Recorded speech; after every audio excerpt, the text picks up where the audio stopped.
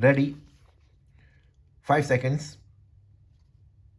Mr. Deputy Speaker, sir, there is a ban on transporting agricultural produce from one part to another part of the country.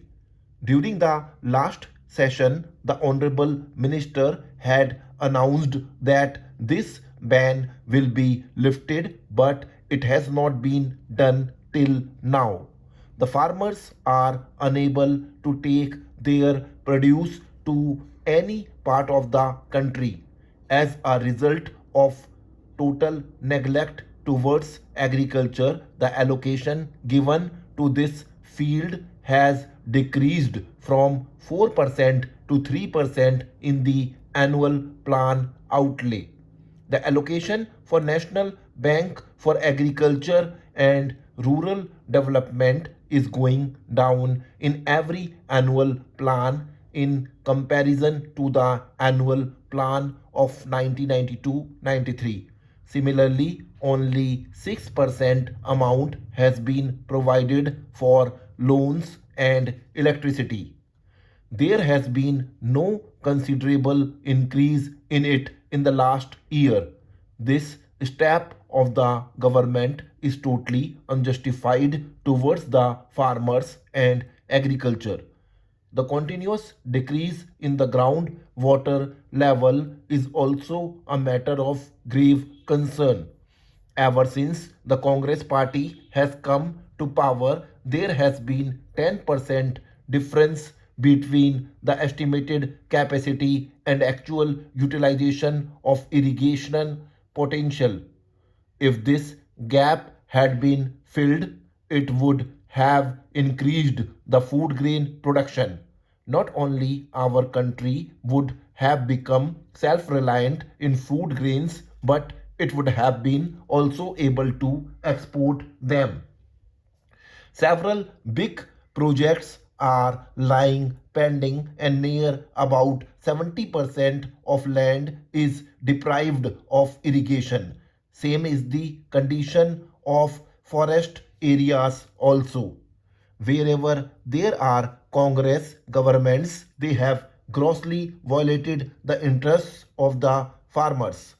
The network of multinational companies is spreading in our country, which will create problems for the farmers. Their interests are being mortgaged in the hands of foreign powers. Due to this reason, the country is becoming dependent on others, and it can jeopardize our political and social freedom. Mr. Deputy Speaker, sir, it is bad luck that our farmers are not organized today. But the day they become organized, they can revolt. Since the time this Congress government has been formed, it is not even ready to accept rightful demands. Unless such activities as sabotage, economic blockade, and gherao are adopted, the government is not able to understand the problem. So I would like the government not to create so much problem for the farmers that they are compelled to revolt. Mr. Deputy Speaker, sir, my party and myself totally oppose the Dunkel proposals. It is very regretful that these proposals have caused infighting among the cabinet members. One of your ministers says that export of our country will increase with the acceptance of Dunkel proposals, and another minister says that such acceptance will destroy our country. So there is difference of opinion in the cabinet also. One minister is opposing while another minister is supporting the Dunkel proposals. When there is so much difference of opinion in the cabinet itself, what right they have to remain in government? One of the two ministers should go. The minister who is opposing his government's policy should resign. If the government is ready to accept the Dunkel proposals, the agriculture minister should resign, and if the government is not accepting the proposals, the commerce minister should resign as he was praising the proposals. When the farmers resort to agitation for their demands, the entire government will have to resign. Mr. Deputy Speaker, sir, our country is severely affected by drought at present. Odisha, Bihar, Maharashtra, and eastern part of Uttar Pradesh are affected by drought, but our central government decides everything in a haphazard manner. The Prime Minister surveys a state for once and gives rupees 10 crores, rupees 20 crores, or rupees 50 crores. Then he goes to another state. Such a haphazard manner cannot solve the problem. There should be a permanent solution. Even after 45 years of independence, the government has not been able to control drought. Maximum rainwater is wasted and there is no storage facility. Sir, Andhra Pradesh is also severely affected by drought and the situation has become so worse that the farmers are forced to kill their own children. Neither there is fodder nor water for their cattle. Sir, it is just opposite in Karnataka. It is affected by floods which have caused a lot of damage. On the one hand, there is devastation due to heavy rains. On the other hand, there is suffering due to drought. I have read the draft of the agriculture policy.